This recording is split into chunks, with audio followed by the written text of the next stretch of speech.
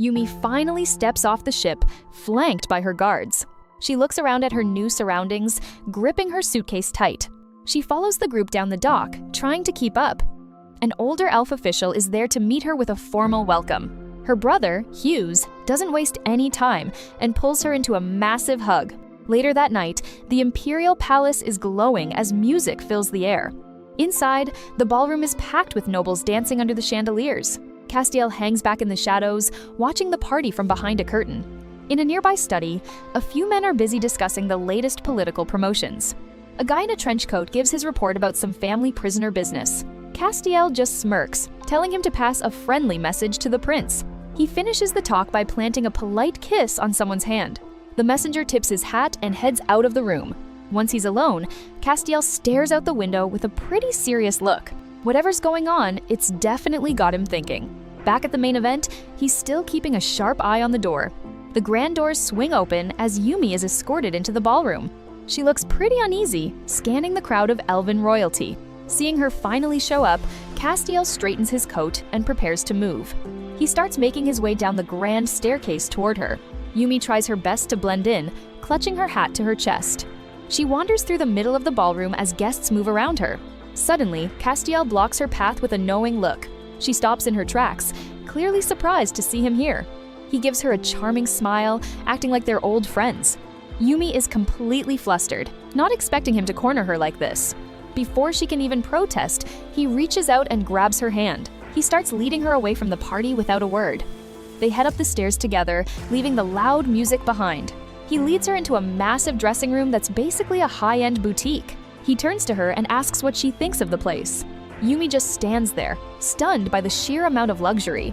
It's a lot to take in when she was just trying to survive a dinner party. Castiel watches her take it all in, looking pretty satisfied. She walks through the rows of clothes, still a bit dazed. He kicks back on a sofa, watching her explore the room. He explains that a merchant will be bringing even more fabrics for her soon. He gets uncomfortably close, his voice dropping to a whisper. Yumi tenses up as he starts holding up different materials against her. He picks out a dress and asks if she's a fan of this one. After a quick change, Yumi looks like a completely different person in the mirror. She stands there in a gorgeous, shimmering gown, finally looking the part of a princess. Castiel watches her with a smug look, clearly enjoying her reaction to the new look. He tells her it's only natural for someone of her status to look this good. With the change complete, they head back out toward the hallway. He gives her another one of those charming smirks, acting like he's got everything under control. He leads her by the hand, guiding her down the corridor with a confident stride. His hand rests lightly on her back as they walk, a subtle show of possession. Yumi looks up at him, still trying to figure out what his real angle is. She notices her own eyes glowing with a strange bright light in the mirror. She tries to tell him that she's not really comfortable with all this attention. He just tells her to relax and follow his lead for the rest of the night. He pulls her closer, and they start to move together in a slow dance. Yumi is so busy watching her own feet that she's terrified of stepping on him. Castiel is completely unfazed, moving with a grace that makes it look easy. He lifts her arm as they spin, his eyes never leaving hers.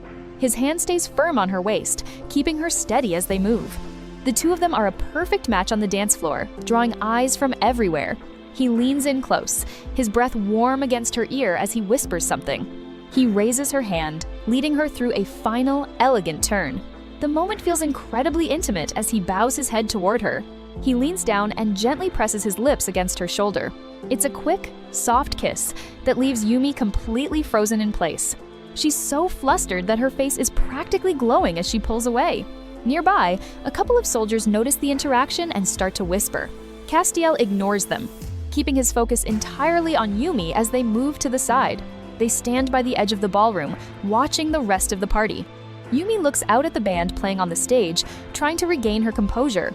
She starts to wonder if she should just make a run for it while everyone is distracted. She glances around the room, looking for any potential exit. Castiel catches her looking and just gives a small, knowing nod. Yumi tries to act natural, even managing a small, forced smile. Castiel takes a slow sip of his drink, his eyes scanning the room like a predator. Suddenly, someone calls out to him, breaking the quiet moment. He turns to address the newcomer, still keeping Yumi close by his side. He tells her it's time to move on to the actual business of the evening. Yumi agrees, though she has no idea what he actually has in mind. He asks if she's ready to open the final set of doors at the end of the hall. He leans in close again, his face only inches from hers. He gives her a look that says he knows exactly what she's thinking. Yumi looks away, spotting some chibi versions of the guests in the distance. Two small soldiers are busy talking and drinking while they wait. Inside the next room, the party is in full swing under massive chandeliers. A man at a gaming table deals out a hand of cards, beckoning them over. At the gambling table, an older man with a black hat and cigar looks absolutely livid as he gestures wildly at his cards. Chibi versions of Yumi and Castiel lean over the table, watching the older man's outburst with wide, curious eyes. The scene shifts to a quiet, brightly lit hallway in the palace, decorated with ornate columns and a beautiful floral rug. A close-up of Yumi's face reveals her eyes glowing with a vibrant, magical pink light as she looks ahead in a daze. Yumi stands before a set of large, ornate doors, clutching a small object to her chest as she prepares to enter. She looks down, a slight blush creeping onto her face as she nervously adjusts the high silver collar of her gown. Castiel stands against a floral background, his expression serious and his emerald eyes focused intently on Yumi. The two of them face each other in a private room, the silence between them heavy with unspoken tension. Castiel turns to leave, telling Yumi that he won't disturb her further and wishing her a good night with a playful smirk.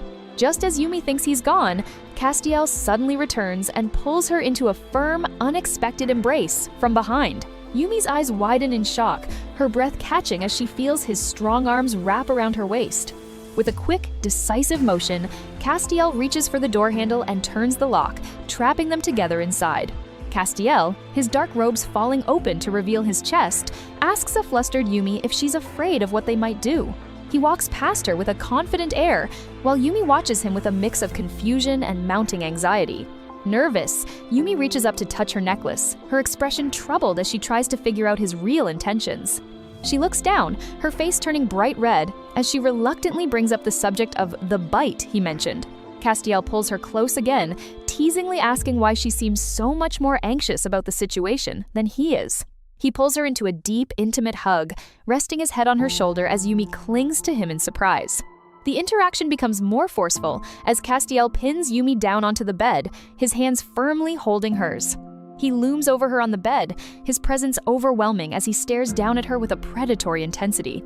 Yumi shouts a desperate no as she tries to resist his advances, her face flushed with panic and embarrassment. Castiel's expression turns menacing as he bares his sharp fangs, his emerald eyes fixed on her exposed neck. He leans in and delivers a sharp bite to her neck, claiming her while declaring that she belongs entirely to him. Yumi closes her eyes and winces, the pain of the mark making her body tremble as he continues to hold her close. After pulling away, Castiel grips her wrist firmly, his eyes boring into hers with a cold, possessive glint. He then casually yawns and moves toward the other side of the bed, leaving Yumi stunned and breathless. Yumi sits up, looking back at him with an angry, bewildered expression, her hair and clothes in disarray. Castiel lies back on the pillows, looking completely relaxed as if nothing out of the ordinary had just happened. Yumi stands by the bed, her face a mask of annoyance as she starts to argue with him about his erratic behavior. Castiel continues to talk from his comfortable position, explaining that his actions were a way of thanking her for her help. He sits up slightly, his chest still exposed, looking completely unbothered by Yumi's obvious and justified irritation. In a chibi-style burst of anger, Yumi starts fruitlessly pummeling Castiel's chest while he just sits there with a blank stare. Back in reality, Yumi huffs and begins to fix her dress and hair, trying her best to regain her dignity. Castiel watches her every move with a smug, satisfied expression, clearly enjoying the effect he has on her. He walks to the door and glances back, leaving Yumi with a final, suggestive comment about what he might do next. Yumi stands alone in the room, looking toward the door with a mix of frustration and lingering shock at his boldness. She eventually closes her eyes and takes a deep, steadying breath, relieved to finally have a moment of peace. Outside in the hallway, Castiel walks away with a triumphant smirk, his mission for the night seemingly accomplished. The scene shifts back to a high-stakes gambling table, where the atmosphere is tense and the chips are piled high. A dealer's hands expertly handle a fan of cards, ready to start the next round of the intense game. A person in an elegant blue gown, likely a man in disguise, shouts at the table, asking if anyone has a problem with their outfit. Across the table, Hughes sits in his military uniform, blushing furiously as he tries to ignore the chaotic scene. Evening falls over a cozy-looking town as the lanterns begin to glow. Inside a luxury boutique, Castiel is busy ordering a mountain of new furs and clothes like it's nothing. He picks out a piece of jewelry, presenting it to Yumi as if he's just picking up groceries. They head out together, the merchant guild leader guiding the princess through the cobblestone streets. He brags a bit, claiming his business is the reason this whole place is thriving. The serious shopping trip quickly turns into a casual date over some ice cream. The city is alive at night, with people filling the walkways under the warm lights. Nearby, a couple of guards take a break to enjoy a snack. One of them hands a piece over to his friend. They seem to be having a great time, completely missing the royal drama walking right past them. Castiel leads Yumi into a grand theater, making their way down to the front seats. The audience settles in as the lights dim for the performance. He leans in close, telling her the show is about to start.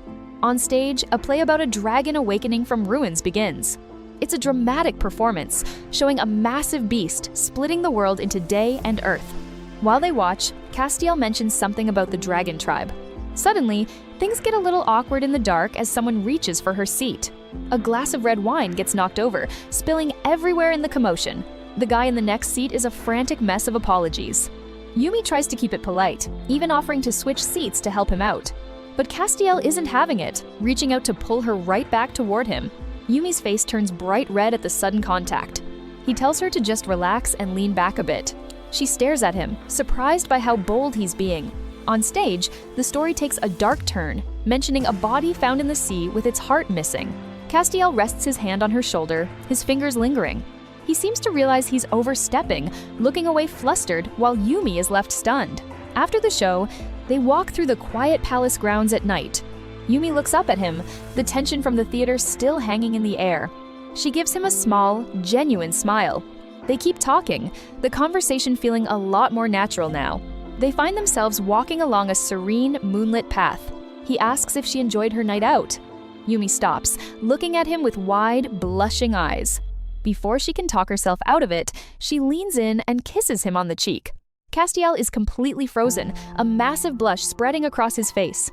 He covers his eyes in shock, while Yumi stands there looking just as embarrassed. They eventually make it back to the massive estate. The night air is cool as they walk toward the entrance together. Castiel stops her before they go in, his gaze softening. He reaches out and gently tilts her chin up. Yumi stares back, her pink eyes shimmering in the moonlight. He leans in close, ignoring her half-hearted protests that they should be careful. Before she can finish a single sentence, he pulls her into a deep kiss. But the moment is quickly ruined by a sharp yelp of pain when one of them bites down too hard. He wraps her in his heavy cloak to hide her blushing face while she grumbles that he actually bit her. The romantic tension is immediately killed by a well-timed cough from one of his men.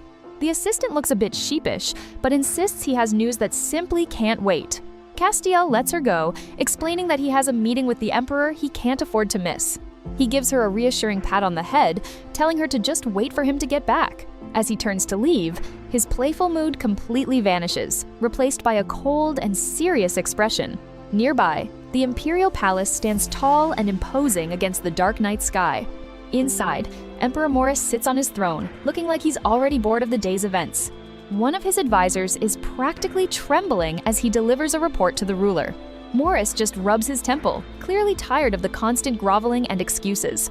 On the floor, a man begs for mercy while a guard holds a sword to his neck just for leaving a fingerprint on the marble. The nobles watching from the balcony hold their breath, terrified of the emperor's next whim. Morris stands up, his patience for the petty execution finally reaching its limit. That's when Castiel makes his entrance, looking completely unimpressed by the display of violence.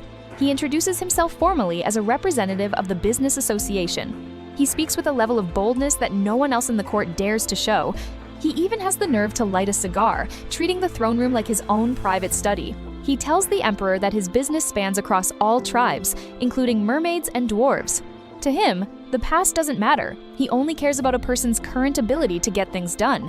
The advisor from before can only watch in shock as this merchant talks back to the ruler. Castiel hands over some documents, staying focused on the deal even as the guards shift closer. Morris stares him down, perhaps finding this fearless visitor interesting for once. A guard whispers some intel into the emperor's ear, likely warning him about Castiel's true motives. Castiel just continues his pitch, suggesting a deal that the emperor might actually find useful. Once the meeting is over, Castiel heads out, leaving a thick cloud of smoke behind him. He leaves his cigar smoldering in an ashtray as a final sign of disrespect. Morris watches him leave, his eyes narrowed as he considers the man's bold words. Castiel finally takes a moment to sit and relax after the high-stakes negotiation. Elsewhere in the palace, Yumi is being escorted through the halls by several guards. She stops when she sees the Emperor approaching, the sheer weight of his presence making her freeze. Castiel is already making his way out, his part in this little game almost finished. Morris looks down at the princess, his expression cold, as she tries to find the right words. He doesn't give her a choice, grabbing her hand and leading her away from the escort. Seeing them leave, a subordinate urges Castiel that this is the best chance to go after them. But instead, it's Hughes who loses his cool, sprinting through the halls with a blade in hand. He reaches the heavy doors of the inner sanctum, his breath coming in ragged gasps. Inside, a man sits on a throne, oblivious to the violence about to unfold. Hughes bursts through, screaming a challenge at the man he holds responsible for his sister's capture. He swings his blade with everything he's got, officially starting the desperate coup. Hughes swings his sword in a blind rage, cutting down any guard who stands in his way. He screams that anyone who dared to hurt his sister must pay for their crimes with their lives. But his desperate rebellion is quickly crushed, leaving his allies fallen and broken on the palace floor. Overcome with despair, Hughes collapses to his knees and cries out for his father as his world falls apart. He's left trembling in the silence, the weight of his failed ambition finally catching up to him. Emperor Morris watches the aftermath from his throne, his cold purple eyes showing no hint of mercy or concern. Elsewhere, a merchant ship cuts through the dark waves of the ocean at night. Castiel and Yumi huddle together on the deck, wrapped in cloaks to shield themselves from the freezing sea spray. Castiel stares out at the horizon, his mind already spinning a web of new schemes for his guild. Yumi can only stare back at him, still trying to process her new reality as a princess in a fantasy world. He shows her the symbol of their world, explaining that 7 nations are controlled by 7 powerful figures. He speaks about the mysterious president who sits at the top of the global economy. Yumi wonders if it's even possible for a single person to hold that much influence over the world. The 3 of them find themselves squeezed together for warmth as the boat tosses on the waves. Despite the cold, Yumi finds herself feeling a strange sense of resolve beginning to grow. Castiel falls into a deep silence, his sharp emerald eyes reflecting the pale light of the moon. They spend the night talking about their fragile alliance and what the future might hold. The wind whips their cloaks around as they draw closer to the imperial capital and the dangers within. Now, Yumi has to navigate the treacherous halls of the palace, trying not to draw too much attention. Emperor Morris remains a cold and distant figure, a man whose beauty is as sharp as his cruelty. She has to be careful with every step, knowing she is little more than a bird in a gilded cage. She tries to make small talk, asking him if drinking tea so late will keep him from sleeping. Morris simply takes a sip, his movements as graceful and predatory as ever. He mentions casually that many people have met their ends right where she is standing. His heavy gaze makes her feel like a small bird trapped under the eye of a hawk. She makes a quick exit, her heart hammering against her ribs from the sheer tension. Morris watches her leave, his expression unreadable as he prepares for another day of power plays. That night, Yumi clutches her pillow, unable to stop thinking about the dangerous man she has to serve. Morris, meanwhile, stays composed and ready, even when the rest of the palace is asleep. He finally rests in his chambers, the weight of the entire empire resting on his shoulders. He lies there in the quiet, his mind never truly stopping its endless calculations. His eyes are closed, but he is far from vulnerable in his solitary state. In the morning, Yumi forces a bright smile, playing the part of the happy princess to perfection. Far away, the business association's villa is a much quieter place today. Inside, a physician is busy tending to the wounds Castiel suffered during the recent chaos. Castiel has to endure a lecture on patience from the doctor, who insists on absolute silence for his recovery. He examines his bandaged arm, noting that even a dying empire still has enough venom to be dangerous. The doctor applies a fresh dressing, ignoring his patient's obvious desire to be back at work. Despite his injuries, Castiel's strength is returning, and his ambition hasn't dulled a bit. He looks ready to jump back into the fray, his mind already on the next phase of his plan. He buttons his shirt and prepares to head out, refusing to let a few wounds slow him down. Back at the palace, Yumi arrives at the grand steps, loudly calling out for General Green to begin her day. Yumi stands in the center of the palace courtyard, trying to adjust to the overwhelming atmosphere of her new home. a dark-haired official approaches her with a mocking smile, offering his congratulations on her new position. He makes a demeaning comment, telling her that since she isn't a beauty, she should use her body to get ahead in the palace. Regina, the emperor's consort, watches the interaction from a distance with a cold and calculating gaze. The official explains Regina's high status to Yumi, warning her about the immense power the consort holds. Regina looks every bit the Ice Queen, her presence commanding attention as she observes the newcomer. Yumi tries to keep her head high, refusing to be intimidated by the official's crude remarks or Regina's stare. Regina approaches with a smug look on her face, her maid trailing closely behind her as they close in on Yumi. Before Yumi can react, a hand reaches out and grabs her firmly by the neck of her uniform.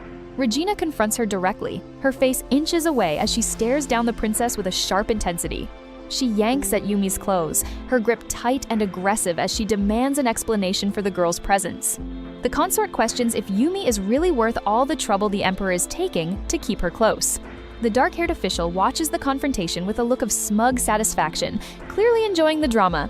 Yumi snaps at her, asking what else the consort could possibly want from a hostage like her.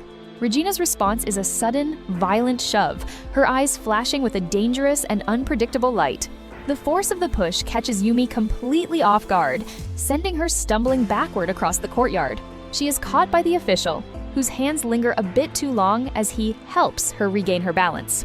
As Regina turns and walks away, Yumi can only curse the crazy woman under her breath for the public humiliation. However, the sound of a heavy, authoritative footstep hitting the pavement stops everyone in their tracks. Yumi looks up in shock, her breath catching as a massive shadow falls across the courtyard floor. She has been knocked to her knees in the scuffle, and Regina stands over her, looking down with cold disdain. The palace maids cry out for Her Highness, sensing the arrival of someone truly formidable. Yumi stares up, trembling as she realizes she is now in the presence of an imperial general. General Green towers over them all, his blue skin and fiery red hair marking him as one of the Empire's elite warriors. Yumi watches from behind the curtain, her face full of doubt as she looks on. Hughes and Regina stand together, both looking like they're forcing themselves to be there.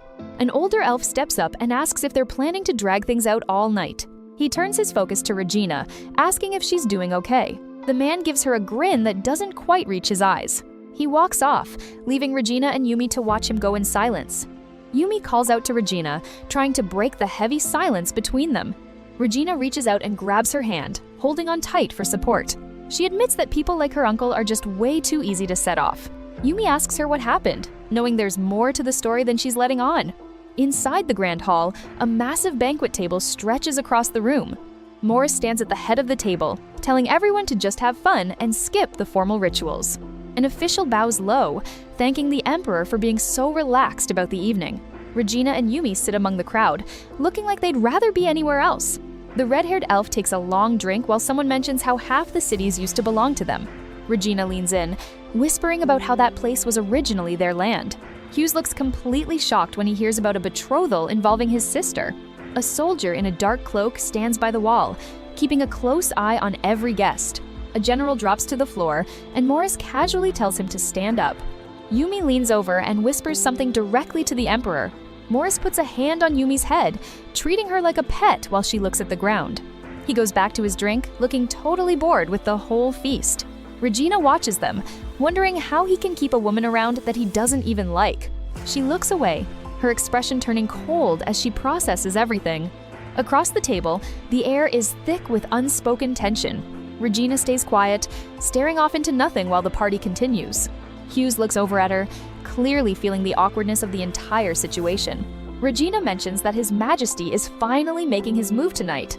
She picks up a grape, her hand shaking just a little bit. She pops it into her mouth, trying to look like everything is normal. A servant refills the red-haired elf's glass at the table. He laughs it off, saying his hands just keep trembling because he's getting old. Yumi looks horrified. She knows that trembling is likely part of the poisoning plot. The elf gives a look that says he knows exactly what he's doing. Regina looks off to the side, her face going pale in the dim light. She clutches a small object tightly in her hand, hidden from the others. Later on, Hughes and Regina stand alone on the balcony together. He walks away without another word, leaving her standing there in the dark. Regina turns to Yumi and tells her flat out, "Whatever happens, do not meet the king tonight." Yumi stands there, completely stunned by the weight of that warning. A maid comes over to help Regina back to her chambers. Regina gives Yumi's hand one last squeeze before they part ways for the night. The clock on the wall ticks away the hours, counting down the deep of the night. Yumi is finally getting some rest after a long, stressful day. She suddenly bolts upright in bed, her eyes wide as a realization hits her. She throws the door open, her mind racing with Regina's warning. She rushes out into the night, her feet barely touching the ground. The palace stands silent under the starlit sky as she makes her way across the grounds. She catches a maid and asks if the king has returned to his quarters yet. Without waiting for an answer, she hurries down the long, empty corridor. She arrives at the grand hall, the very place she was told to avoid tonight. She asks a guard if the king is still inside the hall. He confirms it, mentioning that the king has been drinking quite a bit. Yumi pauses, the warning ringing in her ears, but she knows she has to go in. She stands at the massive doors, taking one last steadying breath. Inside, Morris is alone, tilting his head back to finish off his glass. She announces herself as Yumi Clark, her voice sounding small in the vast, quiet room. Morris slowly looks over, brushing his long white hair back from his face. She watches him closely, trying to figure out just how drunk he really is. He just stares back with those cold eyes, not saying a single word. She explains that she heard he hadn't come back and wanted to check on him herself. She mentions that everyone, including the maids, was starting to get worried. Morris stays silent, his gaze fixed on something she can't see. Suddenly, he pulls out a letter, catching her completely by surprise. She reaches out, her hand trembling slightly as she touches his arm. She climbs up a ladder in the library to reach the higher shelves. She grabs a book, peeking over the top to keep an eye on him. Morris remains silent, his expression as unreadable as ever. She looks up, her eyes meeting his as she holds the paper tight. In a sudden move, he pulls her into a tight embrace. Yumi freezes, the letter still clutched in her hand as he holds her close. He leans his head against her, his presence completely overwhelming her. He finally pulls away, looking down at her with a weary expression. She looks down at the paper, her mind spinning with a million questions. Morris's eyes flicker with a hint of something deep, maybe exhaustion. Yumi puts a hand to her head, the reality of the situation finally sinking in. She slumps over the desk, the night's events finally taking their toll on her. In the background, Morris stands alone, looking like a ghost in his own palace. He covers his eyes, the pressure of his position clearly weighing on him. Yumi rushes to his side, asking if he's all right. She tells him she'll call for help, her worry overriding her own fear. She grabs his arm to steady him, her grip firm and urgent. He looks at her, his voice low, as he admits he never received a letter from her. His gaze is intense, fixed entirely on her as he waits for her reaction. Morris leans in close, his forehead resting against Yumi's as he whispers a soft thank you. He gently cradles the back of her head, his touch surprisingly tender for a man known to be so cold. Yumi is frozen in place, her breath catching as she feels the warmth of his hand against her hair. Morris pulls back just enough to look into her eyes, the usual wall of ice around him finally showing a crack. He asks her what she wants in return for her help, his voice low and dead serious. He waits for her answer with a stoic expression, letting the silence fill the library. Yumi looks up at him with newfound resolve, her mind racing to find the right words. Morris watches her intently, his sharp elven features softened by the dim lighting. Her pink eyes shimmer with determination as she prepares to state her heart's desire. She kneels before him, the weight of the moment hanging heavy in the air. She offers a small, confident smile, hoping he will grant the request she's about to make. To her surprise, Morris sits down on the floor right beside her, closing the distance between them. The sun rises over the grand Blumenthal Palace, casting long shadows across its stone courtyards. General Rayleigh stands with Yumi, his expression stern as they discuss the upcoming plans. In a fleeting memory, a woman with long brown hair and a golden key necklace looks on with a wistful expression. An elven knight in shining silver armor approaches her, his face flushed with a bashful blush. She reaches out to touch his pauldron, offering a gentle comfort that seems to stun him. The knight drops to one knee and kisses her hand, his devotion clear in every line of his body. Back in the present, Yumi stands by a waiting carriage as Regina prepares to depart from the palace. She holds Regina's hand one last time, a bittersweet smile playing on her lips. A maid waits patiently by the carriage door as the two friends share their final goodbyes. Regina reassures Yumi that she won't have to bear the burden of the king's moods alone anymore. Yumi listens intently, her heart heavy with the realization that her friend is truly leaving. She offers a brave smile, promising to manage everything at the palace while Regina is away. Their hands remain clasped, a symbol of the unexpected bond they've formed in such a short time. Regina looks back one last time, her sightless eyes seeming to peer directly into Yumi's soul. Yumi waves as the carriage begins to pull away, a sudden wave of loneliness washing over her. Inside the carriage, Regina rests her chin on her hand, already lost in her own complicated thoughts. They stood together in the courtyard just moments ago, two lonely souls finding a brief moment of solace. Yumi turns back toward the palace, her mind already shifting toward the next challenge. A group of royal knights arrives at the gates, the rhythmic clank of their armor filling the air. A knight with bright red hair steps forward, his presence commanding immediate and absolute attention. He drops to one knee and offers a formal salute, his head bowed low in a display of deep respect. He remains in his submissive posture, waiting for the official order to rise. A young man in a pristine white uniform leaps down from a carriage with agile, practiced movements. Soldiers on horseback prepare for a deployment, the atmosphere thick with the looming threat of war. Yumi watches from her own carriage window, her eyes filled with worry as she sees the devastation outside. In a war-torn village, a small child crawls alone through the dusty and deserted streets. A warrior wearing a terrifying skull mask rides through the chaos on a massive black horse. He reaches down and scoops up the crying child, pulling him up into the safety of the saddle.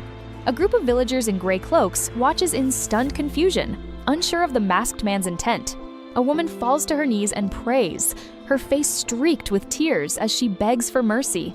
The masked man, Arthur, looks back at the small group of villagers, his eyes cold and distant through the bone mask. He reaches down and carefully hands the crying child back to the woman in the gray cloak. Arthur issues a stern warning, commanding the survivors to tell everyone that the castle is empty and abandoned.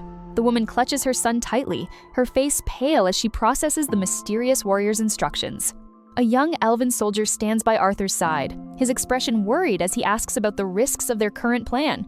The mother remains silent, her eyes fixed on the child she thought she had lost forever in the chaos. As the masked warrior turns to leave, his black cloak billowing in the wind, the woman whispers a single name, Arthur. A view of Busovo Kleider Castle under the morning sun. Yumi is out in the courtyard, calling out to get someone's attention. She finds one of the guards out cold on the grass, with a little rain cloud hanging over his head.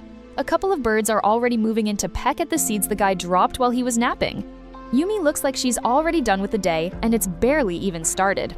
An elf clerk walks up and hands her a thick stack of ledger documents. She starts going through them and isn't impressed, questioning how they can even track military pay when everything is lumped together like this. She decides to check the grain supply for herself. The clerk is sweating bullets while she points out all the discrepancies in his records. Yumi gives him a smile that says she's found exactly where he messed up. He points toward the citadel gates and scrambles away to check on things before she asks any more questions. She stays behind, still double-checking the Tower of Sacks. That guard from earlier is still just sitting there, now with a literal bird's nest perched on his head. Yumi tries to reach a sack at the top of the stack, but she's just a bit too short to pull it off. At least someone has the sense to bring her some tea and cookies to help her power through. She sits down with a local worker to explain what the symbols in her notes actually mean. Suddenly, something in the numbers finally clicks for her. She looks up, realizing the situation with the supplies is way more urgent than she thought. The worker heads off to verify the remaining stock. A guard comes sprinting across the lawn toward her while she's trying to enjoy her tea. He pulls off his helmet, it's the bird's nest guy, and he's grinning like nothing is wrong. He asks if she's really out here all by herself. Yumi gives him a quick wave, telling him she's perfectly fine. She crosses her arms, already focused back on the task at hand. More guards come rushing over to the courtyard. One of them tries to stop her, but she's already heading for the exit. They make it to the citadel's gate. Yumi takes command, telling them to load all the food supplies because they're leaving through the western gate immediately. A wide view of the citadel sitting isolated in the barren landscape. Out of the dust, a group of riders in black armor and bone masks appear. Their leader, Castiel, watches the convoy from behind his skull mask with cold blue eyes. The guards scramble to throw the last of the sacks into the back of the wagons. The horses take off, and the whole convoy starts moving as fast as possible. Yumi shouts for them to change course and head into the forest path. Castiel and his men are already hot on their trail. One of her guards looks back in pure panic as the masked riders close the gap. Yumi keeps her eyes forward, her expression turning hard. She rides hard, her hand glowing with a faint pink light as she prepares her next move. She gives the final signal to set the fires. The guard riding next to her shouts something over the noise of the chase. Flames erupt behind them, lighting up the forest as they make their desperate escape. Castiel watches the smoke through the trees, his eyes fixed on the retreating princess. Castiel looms through the fire on his horse, that bone mask making him look less like a merchant and more like a nightmare. Yumi looks back with wide eyes, realizing her second chance at life is going to be even more stressful than her first. Everything goes up in flames as a massive explosion rips through the area. Yumi tries to maintain her grip on the horse, looking back at the destruction in pure shock. The masked man shouts at her to get down before things get even worse. Yumi is completely frozen, the terror of the moment finally sinking in. She tries to ride away, but the chaos behind her is only growing. Looking back one last time, she can hardly believe they're actually making a break for it. Suddenly, a swarm of strange insects begins buzzing through the trees. Yumi gets knocked off balance as the swarm closes in. Castiel reacts instantly, tackling her to the ground to shield her from whatever is coming. He keeps her head protected, holding her close while the danger passes. The sound of clicking follows as the rest of the group gathers their bearings. The men seem impressed, one of them even giving a thumbs up to their leader. Castiel's neck is covered in sweat and red marks from the intense heat and the swarm. Later, in a quiet room, a blindfolded Yumi sits while he leans in close. He asks if she has anything to say for herself, but she stays quiet. Castiel settles back, looking pretty smug about the situation. Yumi just waits there, unsure of what he's planning next. He leans back in, his face only inches away from hers. The tension is through the roof as he gets even closer. His gaze is sharp, watching her every reaction. Yumi panics, begging him not to be angry with her. He pauses, his expression softening just a bit. She stammers out an explanation, though it's clear she's way out of her depth. Castiel turns away, suddenly looking just as flustered as she is. Yumi finally finds the courage to ask him to let her go. He reaches out and begins to untie the cloth over her eyes. As the blindfold falls, her wide, bright eyes take everything in. He brings up that lie she told earlier about naming their baby Oreo. He stands up and casually grabs his cloak, like it's no big deal. Yumi is mortified. There's no way he actually believed that bluff. She watches him walk back over, feeling more confused by the second. He leans down and starts fixing her messy collar. He tells her she should come with him, noticing some debris still stuck in her hair. The red marks on her skin are obvious now, and she's blushing hard. Dressed in a new outfit, she asks him what's going to happen to her now. They arrive at a grand party, and Castiel takes her hand as they walk through the crowd. After the event, things get a lot more private as they head to a steaming bath. Castiel strips down, looking back at her with that same teasing smile. Yumi stares, her heart racing as she tries to keep her composure. He slips into the water, even putting on a blindfold of his own. Yumi takes a deep breath and steps into the tub as well. Sitting across from him, she wonders if this is just another part of his game. Yumi is completely flustered as Castiel leans in, his sudden proximity catching her off guard. He stays remarkably calm, eyes fixed on her as the steam from the bath swirls around them. They're incredibly close, and Yumi can feel her face heating up from more than just the water. She lets out a startled yelp when he suddenly reaches out for her. He takes hold of her, and she's too stunned to even try to pull away. Yumi tries to cover herself, her mind racing to find a way out of this awkward situation. She pleads with him to look away, her cheeks burning with embarrassment. Castiel ignores her protests, leaning in even further until he's practically whispering in her ear. He watches her closely, a slight smirk playing on his lips as he sees how much she's blushing. A heavy wooden door stands closed, blocking the rest of the world out. Suddenly, the door creaks open and a servant peeks in, looking confused by what he sees. Later, the two of them sit in a much more formal room, the atmosphere thick with tension. Castiel tells her to get dressed, his voice firm and leaving no room for argument. Yumi looks at him with wide, uncertain eyes, wondering what his next move will be. He starts eating his meal, acting as if nothing unusual has happened at all. The man across from her is wearing a strange mask, adding to the mystery of who he really is. A woman enters the room carrying a small child, her expression full of worry. Yumi watches them, her heart aching for the refugees and their suffering. She notices a document on the table, covered in strange writing she can't quite decipher. Yumi looks up as someone else enters the room, their presence making her even more nervous. She keeps her head down, trying to blend into the background as much as possible. A group of guards stands by the door, their stern faces making it clear that she's not going anywhere. Yumi feels like a prisoner in this strange place, unsure of who she can trust. She tries to remain calm, but the fear is visible in her eyes. Castiel adjusts his mask, his gaze never leaving her for a second. He takes her hand and leads her out of the room, his touch firm but surprisingly gentle. A small smile touches his lips, though it doesn't quite reach his eyes. He leads her through the hallways, and Yumi can't help but feel like a trophy he's showing off. He stops and turns to look at her, the mask making it impossible to read his expression. Yumi blushes as he leans in close once again, his presence overwhelming her. He starts cleaning a small mark on her hand with a gentle touch. Yumi watches him, surprised by this sudden display of kindness. He looks up and their eyes meet, a brief moment of connection passing between them. He continues to clean her hand, his focus entirely on the task at hand. Yumi tries to say something, but the words get stuck in her throat. He finishes and offers her a drink, his tone much softer than before. Castiel watches her with a curious expression, as if he's trying to figure her out. Yumi takes a sip and immediately starts coughing, the drink much stronger than she expected. She looks down at her hands, her mind filled with a million questions she's too afraid to ask. She tries to explain herself, but her voice is barely a whisper. Castiel reaches out and gently tilts her chin up, so she's forced to look at him. He leans in so close that their noses are almost touching, and Yumi's heart feels like it's about to burst out of her chest. Castiel and Yumi are inches apart, their breath mingling in the humid air of the bathhouse. Overwhelmed by the intensity of the moment, Yumi clings to Castiel as the steam rises around them. After the tense encounter, Castiel dries off and prepares to leave the private chamber. He pauses at the doorway, his silhouette imposing against the light of the corridor. Moments later, he carries a weary Yumi through the palace, his expression unreadable as he holds her close.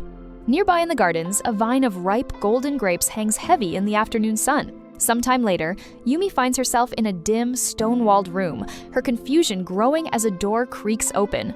She looks up, startled to see a shadow falling across the floor of her secluded quarters. Tracy, an older woman with a kind but weary face, approaches Yumi to offer comfort. Tracy bows deeply, showing her respect to the young woman she has come to serve. Despite the woman's presence, Yumi remains on edge, her hands bound as she sits amidst the shadows. She focuses on a thick ledger nearby, her fingers itching to turn the pages of the record book. Surrounded by evidence of financial mismanagement, Yumi realizes the scale of the corruption she has uncovered. Determination flashes in her red eyes. She cannot let this injustice go unaddressed. "I must hand it over to His Majesty myself," she resolves, watching a figure depart in the distance. Her resolve is interrupted when a rough hand seizes her collar, pulling her back toward the wall. A stern-faced man glares down at her, his suspicion and malice evident in his cold eyes. Outside the room, the sprawling fortress of the kingdom looms under a pale, overcast sky. In another part of the castle, Castiel walks alongside a man clad in intricate scale armor. He glances back at Prince Philip of Kuori, his tone sharp and commanding as they discuss strategy. Prince Philip kneels before him, acknowledging Castiel's authority with a traditional military salute. Castiel produces an ornate box, revealing a selection of fine, hand-rolled cigars. He takes one out, inhaling the rich aroma with a look of quiet satisfaction. He offers a cigar to the prince, a gesture of camaraderie that feels more like a subtle test of loyalty. Philip looks at the gift with hesitation, well aware of the weight behind every action Castiel takes. Castiel's emerald eyes remain fixed on the soldier, waiting for his response with a calculated calm. Nearby, a servant prostrates himself on the cold stone floor, trembling with visible fear. The man pleads for mercy with his hands pressed together in a desperate, silent prayer. Castiel looks down at him with cold indifference, his patience clearly wearing thin as Philip watches. The sun begins to set over the stone architecture of the inner courtyard, casting long shadows. Back in the storeroom, Tracy's demeanor shifts as she produces a sharp dagger, shocking Yumi. Yumi cries out in surprise, not understanding why the woman would suddenly arm herself in this way. The blade glints in the torchlight as Tracy steps closer, her expression frantic and determined. Panicked and thinking herself under attack, Yumi scrambles to her feet and runs toward the door. She glances back in terror, her heart racing as she realizes she is truly trapped within the room. She throws her weight against the heavy wooden door, but it doesn't budge, letting out a dull thud. The knife is thrust forward, coming dangerously close to Yumi's face as Tracy tries to reach her. "Help me!" Yumi screams, her voice echoing through the silent, cold corridors of the castle.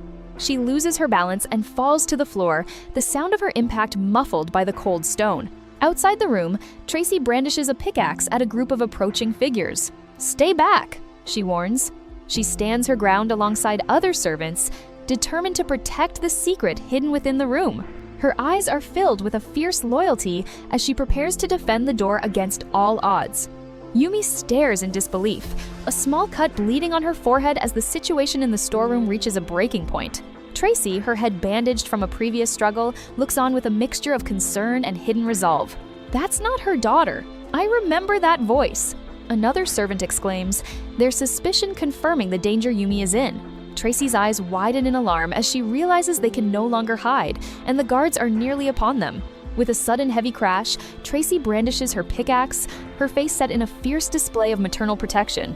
Amidst the sudden chaos, a rough hand reaches out from the shadows and seizes Yumi by the throat, cutting off her breath. Yumi collapses to the ground, but Tracy stands over her, pickaxe raised defiantly against their assailants. "How could you do this to Her Highness?" she screams.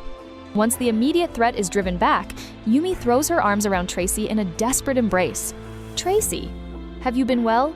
she asks, her voice trembling. Tracy holds her tightly, her expression softening with a relief that masks the sorrow she feels for the young princess. Wiping away her tears, Yumi listens intently as Tracy whispers about the accounting books they must take to expose the truth.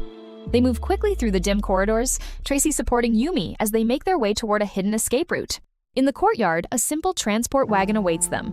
"Take my hand, Your Highness," Tracy urges, helping her up. Yumi scrambles into the back of the wagon, her heart racing. "Hurry, Tracy!" she pleads, looking back at the castle. Settling onto the wooden seat, Yumi takes a steadying breath, determined to see her mission through to the end. "Hiya!"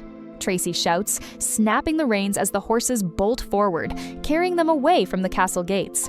Their flight is short-lived. Both women look back in terror as they hear the rhythmic thundering of hooves behind them. A group of heavily armored soldiers blocks the road ahead, their presence an immovable barrier to the women's escape. Yumi's eyes widen in shock as she realizes they have been intercepted much sooner than she feared. Seeing a figure she recognizes among the riders, Yumi leaps from the wagon and runs forward. "Graham!" she cries out in desperation. One of the soldiers looks back in surprise, his eyes wide at the sight of the young woman charging toward their unit. Lifting the hem of her skirts, Yumi sprints across the dusty road, her only thought being to reach safety. She looks up, her pink eyes shimmering with a mix of fear and fading hope as she nears the lead rider. Before she can reach the other soldiers, a strong arm reaches down from a horse and pulls her into a firm, inescapable embrace. Castiel gazes down at her with a triumphant smirk, his sharp ears and golden earrings glinting in the light. "Did you think you could leave without saying goodbye?" he asks smoothly. Castiel pulls Yumi close, catching her completely off guard. The two of them are forced to share a single horse, which is as awkward as it looks. He leans in with a smirk, teasing her about the fake marriage she just invented. Yumi plays along, grabbing his face to make the passionate act more believable. Her face is glowing red, but the bluff seems to be working on the onlookers. The moment is ruined when the woods erupt with the cry of "Spirit Warriors!" A horde of undead soldiers charges out of the dust, surrounding the caravan. One warrior is sent flying as the defense desperately tries to hold them back. Steel bites into armor as the camp turns into a total slaughterhouse. Castiel holds Yumi tight, keeping her safe from the initial wave of chaos. His man rides up, panicking because they're about to be completely overrun. Yumi looks him in the eye and tells him to stop hiding. She knows he can stop this. He just smiles and pats her head, telling her to leave the dirty work to him. He hops down from the saddle, finally deciding to get serious. The merchant mask falls away as he draws a blade that's clearly meant for war. He lunges into the fray, moving with a speed that defies human logic. His sword cuts through a spirit warrior's plate armor like it's nothing but air.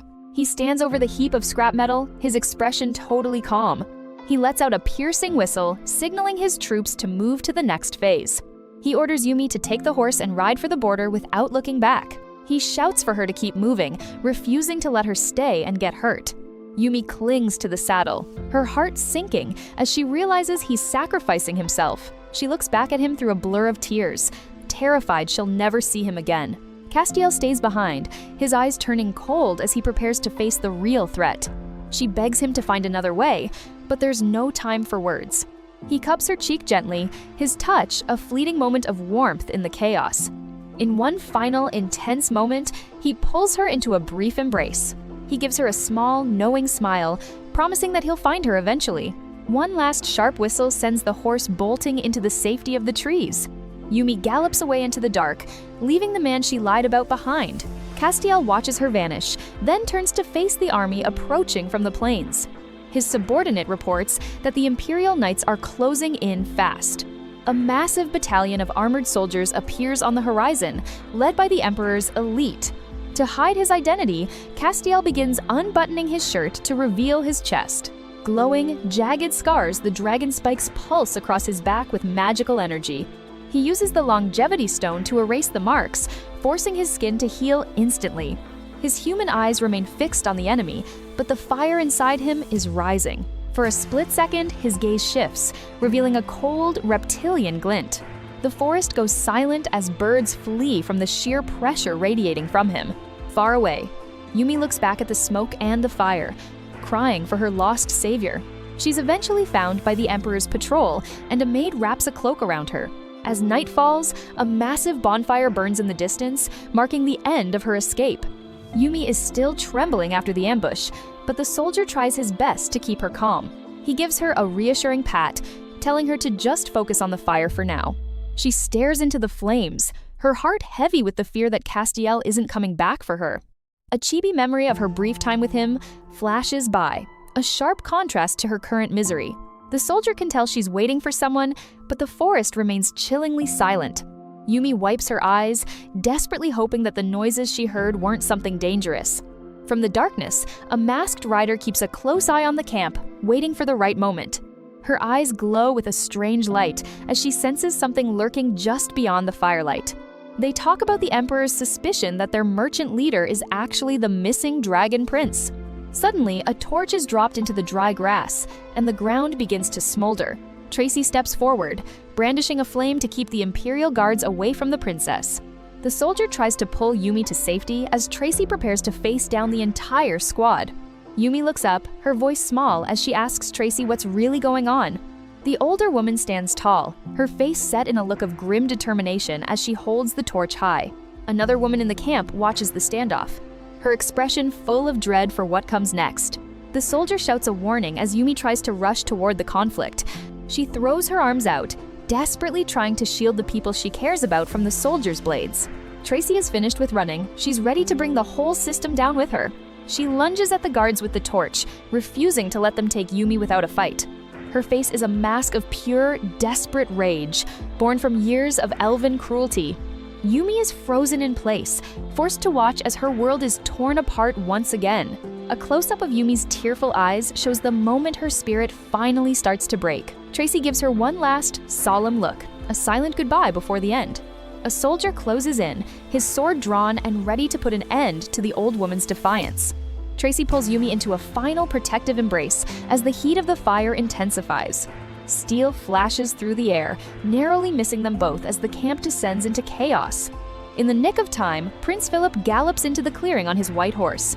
Philip jumps down and pulls Yumi into a hug, relieved to have found her before it was too late. For a brief second, Yumi actually believes that her nightmare might finally be over. He helps her up, but the arrival of the Emperor's elite guards changes everything. Emperor Morris steps into the firelight, and his presence alone is enough to stop the fighting. Tracy is immediately overpowered and pinned to the ground by the Imperial soldiers. Without saying a word, the Emperor picks Yumi up, claiming her like a lost treasure. Tracy is dragged away into the night, her face bruised, but her eyes still burning with defiance. Philip watches the procession with a heavy heart, knowing he can't interfere with the Emperor's will. The soldier and Philip stand together, both realizing they've just stepped into a much bigger war. The soldier looks down, unable to meet the prince's gaze after failing to protect her. Philip rides off to join the main retinue, leaving the smoldering camp behind him. As the dust settles, they find something terrifying, a massive clawed footprint of a dragon. Broken pieces of armor are left behind in the dirt, the only remnants of the brief struggle.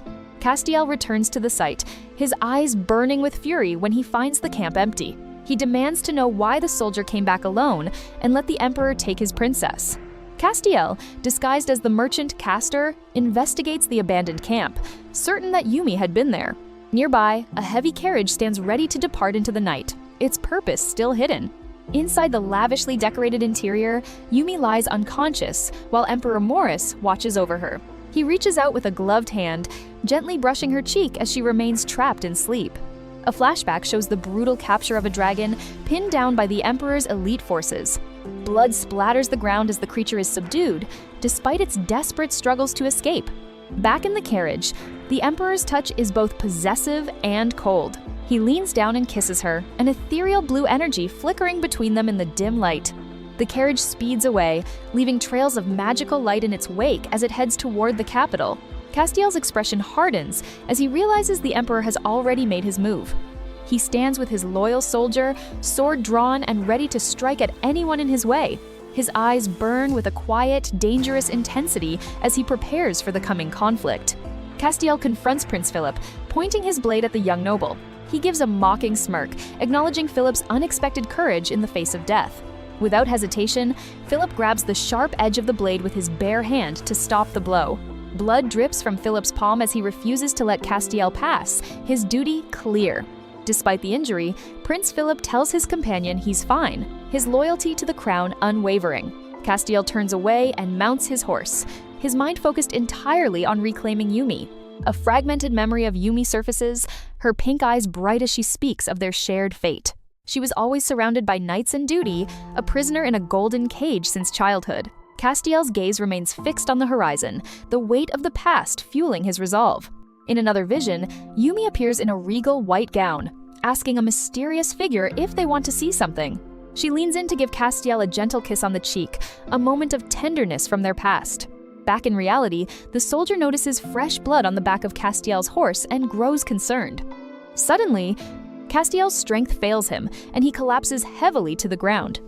The soldier rushes to his side, horrified to see a deep, bleeding wound on his master's back. Castiel coughs up blood, his breath shallow as he struggles to stay conscious. Meanwhile, Yumi finds herself in a surreal dreamscape, chasing after a fading figure. Thousands of white butterflies surround her, mirroring the chaotic state of her heart. Emperor Morris appears in the dream, his presence looming over her like a dark omen. He takes her hands in his grip firm as he pulls her into his cold embrace. Their faces are inches apart, the line between dream and nightmare beginning to blur. Yumi reaches out against an invisible barrier, surrounded by ghostly shapes and flickering lights. A different memory flickers through her mind, Castiel leaning in close, his eyes full of secrets. She remembers the warmth of his presence, a stark contrast to the Emperor's icy touch. She sees a vision of a happy future, Castiel holding a baby while a young boy with elven ears runs toward them. The butterflies return, swirling around Yumi as she fights to find her way back to reality. She looks down at her hands in the dream and is horrified to find them stained with dark, viscous blood. With a gasp, Yumi bolts upright in bed, the remnants of the nightmare still clinging to her. Regina sits by her side, her gentle face full of concern as she asks what happened. The kind-hearted elf reaches out to comfort her, her touch light and soothing as she checks her state.